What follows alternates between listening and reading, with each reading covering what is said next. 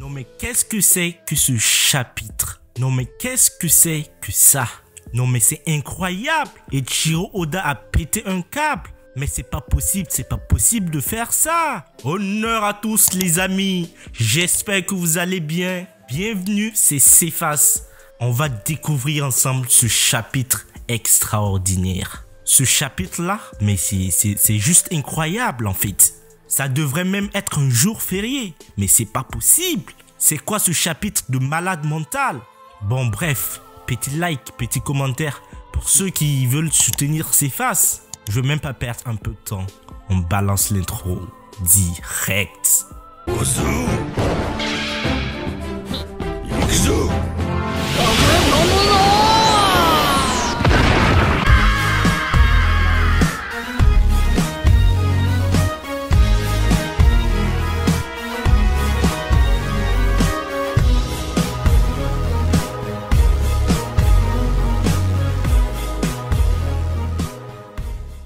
Bon les frères, avant que je commence la review, dites-moi une seule chose.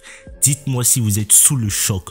Dites-moi si vous êtes sous le choc. Ceux qui ont lu ce chapitre, est-ce que vous êtes sous le choc comme moi? Je ne parle pas en bien ou en mal. Je dis juste, est-ce que vous avez été choqués? Voilà, c'est juste ça. Allez, on commence. L'heure de la bataille décisive est venue. Après une pause d'une semaine, le chapitre 1032 de One Piece est enfin sur le point de sortir. Cependant, certains spoilers pour le prochain chapitre ont fait surface sur internet avant la sortie officielle.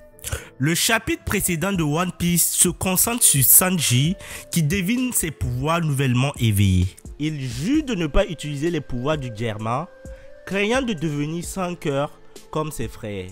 Mais d'autre part, nous voyons le CP0 s'approcher et pour attraper qui ça? Robin. Robin et Brook sont en train de fuir. Je pense que c'est le moment pour Brook de montrer sa puissance car c'est le seul membre des Mugiwara à ne pas encore s'illustrer. Je pense qu'il va s'illustrer cette fois-ci face au CP0. Maintenant, tout le monde est impatient de savoir quelle section de la guerre de Nigashima fera l'objet d'attention du chapitre 1032.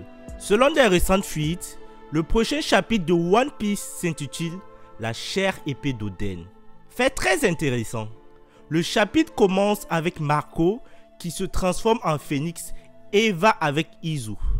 D'autre part, Yamato semble avoir un lien amical avec un number du nom de Fuga. Il y a des gens qui sous-entendent qu'il y a certains numbers qui ont été les anciens samouraïs qu'on a retrouvés avec Yamato enfermé par Kaido.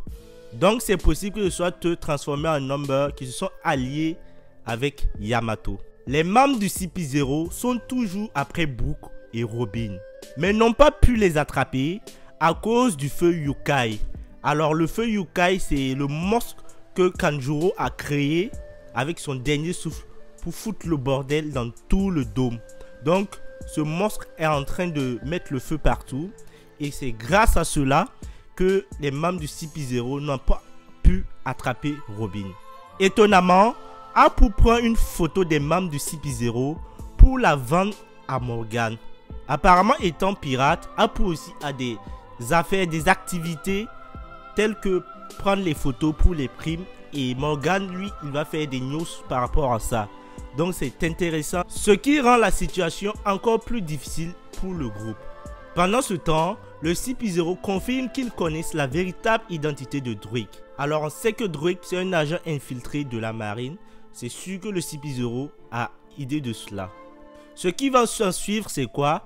Alors il y aura des combats entre le CP0 et Drake. Et apparemment Apu et Drake vont s'allier à contre-cœur pour pouvoir échapper aux membres du CP0. Les combats qui vont se passer là sont historiques. Ils sont vraiment historiques. Je les mets au même niveau que Marineford. Là, carrément, c'est à ce niveau. Il y a d'autres combats qui vont s'en suivre. Et là, c'est chaud. Enfin, le chapitre se concentre sur la lutte entre King et Zoro. Fait intéressant, King révèle sa transformation spéciale qui est quelque peu similaire à celle de Queen. Cependant, il décide de revenir à sa forme humaine pour lutter avec son épée contre Zoro. On ne sait pas pourquoi il a changé d'avis, mais King, il aime changer de forme à n'importe quel moment du combat pour s'adapter. Je sais pas, c'est sa stratégie. Alors là, notre ami Zoro semble confus au sujet de la transformation de King. Il se demande si le pirate n'a pas du sang de géant dans son corps, parce que sa transformation est assez bizarre et c'est la première fois qu'on voit une telle transformation. En outre, Zoro se rend compte à quel point il est important de comprendre la source du pouvoir de King pour pouvoir le battre, car c'est cela qui va permettre à notre ami Zoro de réussir à battre King.